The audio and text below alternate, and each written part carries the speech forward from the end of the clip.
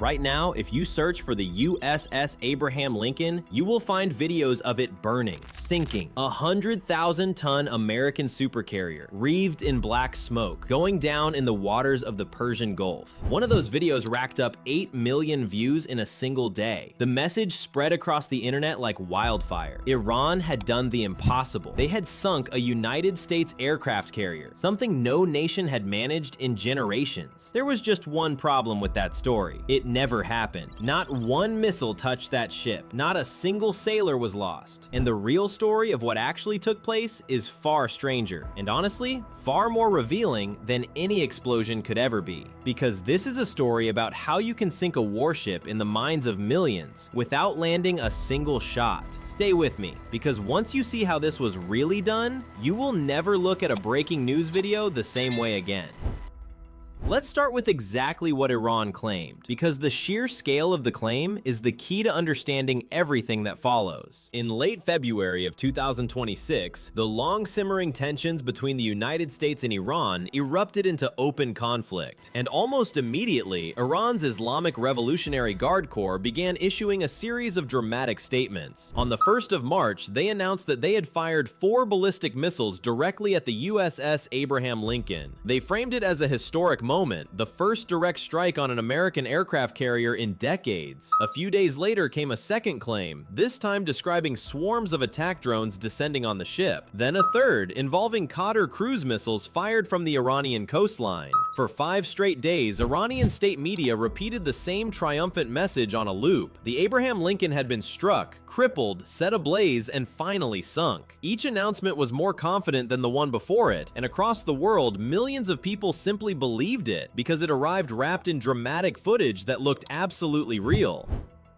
But here's where the entire story turns and where it gets genuinely bizarre. Because those dramatic videos of the burning carrier, the ones being shared by the millions, were pulled apart frame by frame by investigators and independent fact-checkers. And what they found underneath wasn't a warship at all. One of the most widely shared clips, the one that hit millions of views, was traced directly back to a video game. Specifically, a military simulation game called Arma 3, footage that has been recycled to fake war scenes online for years.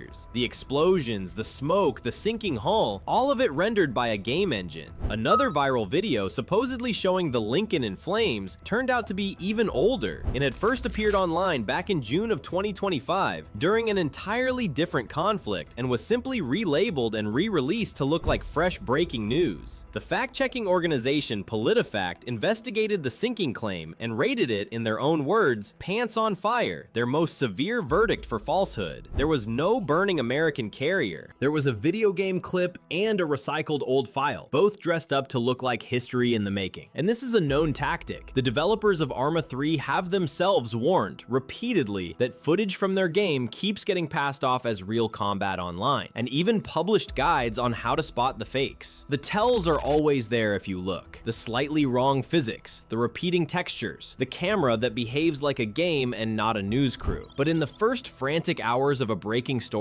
almost nobody looks that closely. They just share. The United States military did not sit back and let the story spread unanswered. U.S. Central Command, the command responsible for the entire Middle East region, responded directly, publicly, and bluntly. On its official channels, it posted a blunt one-word verdict on the Iranian claim. Lie. The Lincoln, they stated flatly, was not hit. The missiles that Iran did launch, in CENTCOM's exact words, didn't even come close to the ship. And then they did something simple and quietly devastating. They released fresh, dated photographs and video of the Abraham Lincoln, captured that very same day, showing the carrier sailing calmly through open water and launching aircraft off its deck as though nothing at all had happened. Because from the carrier's perspective, nothing had. CENTCOM's follow-up message was cold and clipped. The Abraham Lincoln carrier strike group continues to dominate Iranian airspace from the sea. No damage, no fires, no panic on deck, just fighter jets catapulting off the bow one after another into a clear sky. So why would a nation loudly claim a victory that so obviously never happened? One that could be, and quickly was, disproven. This is the part most people completely miss, because all of this unfolded at a very specific and desperate moment for Iran's leadership. Just days earlier, on the 28th of February, a joint American and Israeli strike had killed Iran's supreme leader, the man who had ruled the country with an iron grip for 37 years. The regime was reeling, its command structure shaken to its core. And in that moment of chaos and vulnerability, the claim of sinking an American supercarrier wasn't really aimed at the United States Navy at all. It was aimed inward, at the Iranian people, a desperate attempt to project overwhelming strength at the exact moment the regime looked weakest and most exposed. This was never a military strike in any real sense. It was an information strike, and its target wasn't steel or sailors. Its target was belief itself. The entire goal was to make the world, and above all Iran's own citizens, believe in a great victory that existed only on a glowing screen. To understand why that lie was always going to crumble, you have to understand what the Abraham Lincoln actually is, because this is not a small or fragile target. The Lincoln is the 5th Nimitz-class supercarrier ever built, stretching over 1,090 feet from bow to stern and displacing roughly 97,000 tons of steel when fully loaded. Its flight deck alone covers about 4.5 acres of usable space. It carries an air wing of around 90 aircraft, and crucially, it never sails alone. The full carrier strike group surrounding it holds roughly 7,500 sailors, aviators, and specialists, all working together as a single machine. This is, quite literally, a floating American city, complete with its own nuclear power plant, a full hospital, machine shops, and a working airfield, all moving across the ocean at more than 30 miles an hour, anywhere in the world, at will. Sinking something on this scale isn't a matter of getting lucky with one well-aimed missile. It is one of the single hardest military feats anyone on Earth could ever attempt. Which brings us to the real question buried underneath all the propaganda and the fake footage. Could Iran, or frankly anyone, actually sink a ship like this? Not in a rendered video, in the cold reality of the open ocean. And the answer explains precisely why the Iranian claim was always destined to be pure fantasy. Because a modern American carrier is not a lone, vulnerable ship sitting still and waiting to be hit. It is the beating center of a defensive system built in overlapping layers, each one specifically designed to detect and destroy a threat long before it ever reaches the flight deck. To put a single missile onto the deck of the Lincoln, an attacker doesn't just have to defeat one defensive system, they have to defeat all of them, in the correct sequence, in a matter of seconds, without a single failure anywhere in the chain. Let me actually show you what one incoming missile would have to survive on its way in, because when you see the whole gauntlet laid out in order, the entire idea of a lucky shot completely falls apart. The first layer of that defense begins hundreds of miles out from the carrier, long before an enemy can even get eyes on the ship. It is the air wing. The Lincoln operates F/A-18 Super Hornets, and the strike group's aircraft can include the stealthy F-35C Lightning fighter and the E-2 Hawkeye, essentially a flying radar station that can spot incoming threats far over the horizon, well beyond the reach of the ships below. These aircraft fly what are called combat air patrols, constantly circling the fleet, watching and hunting for anything that approaches. An enemy aircraft trying to get into missile range of the carrier has to first survive an encounter with these fighters, and the overwhelming majority never would. This is the outermost ring of the shield, and what it means in practice is that the battle for the carrier very often begins before the enemy is anywhere close to it. The carrier's defensive reach extends hundreds of miles beyond the ship's own hull, turning the airspace around it into contested, dangerous ground.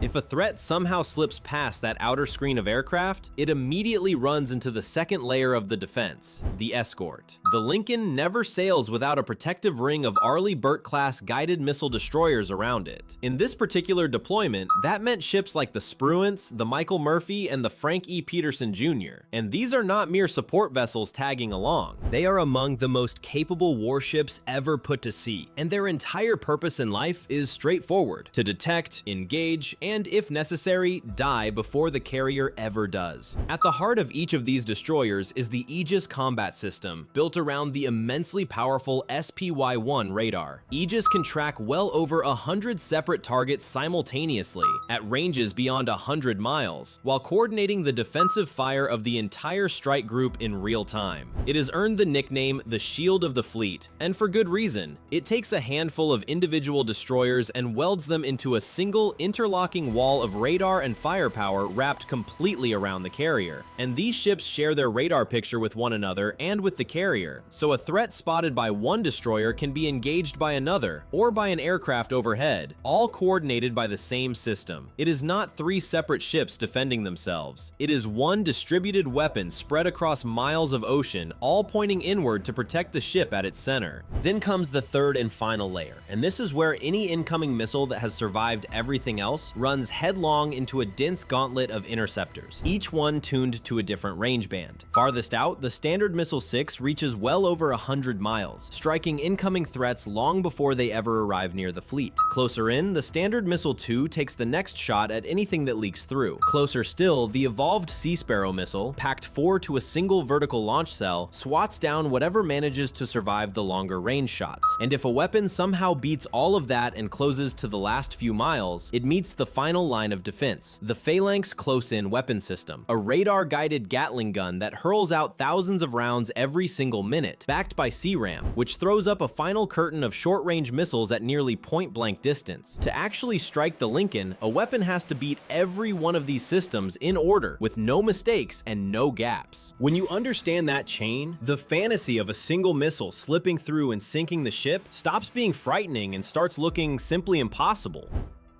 And here's what all those propaganda videos conveniently left out. The Abraham Lincoln has stood in exactly this position before, staring down exactly this kind of threat, and it has always sailed home. Back in 2012, this very same carrier pushed through the Strait of Hormuz and into the Persian Gulf at a moment when Iran was openly threatening to close those waters entirely and warning American carriers not to dare return. The Lincoln went in anyway, calmly, as a deliberate demonstration that those threats were empty. More recently, its aircraft flew real combat missions against Houthi forces in Yemen, operating for months on end under the genuine constant threat of drones and anti-ship missiles across the Red Sea. So this is not some fragile, untested ship that merely got lucky under fire. It is a battle-hardened warship with a crew that has faced down real, lethal threats again and again over the years and simply kept launching aircraft through all of it. The Lincoln never needed a propaganda campaign to prove its strength. Its actual service record speaks loudly enough on its own. This is a ship that has been in service since 1989, that has sailed through nearly every major American naval operation of the last 3 decades, and that has repeatedly been sent into the most dangerous waters on the planet precisely because the Navy trusts it to come back. A crew that has already flown through real anti-ship missile threats in the Red Sea does not panic because a foreign television channel says they have been sunk. So after 5 full days of triumphant claims, staged drone footage, and video game explosions, what was the actual result out on the water? Here is the final irony, and it is an enormous one. In that entire period of fighting, exactly 1 carrier was struck and destroyed in the region, but it was not the American one. It was Iranian. In the opening hours of the US operation, codenamed Epic Fury, American forces struck and destroyed the Shahid Bagheri, Iran's own newly commissioned drone carrier, a ship the regime had proudly unveiled just weeks earlier. CENTCOM stated it about as plainly as it could. The only carrier that has been hit is the Iranian one. So while Iran's media machine was busy telling the entire world that it had sunk the mighty Abraham Lincoln, the reality on the water was the precise mirror image opposite. The American carrier never took so much as a scratch. The Iranian carrier was sitting on the bottom of the sea. The great victory they broadcast to millions was, in every measurable physical way, actually a defeat.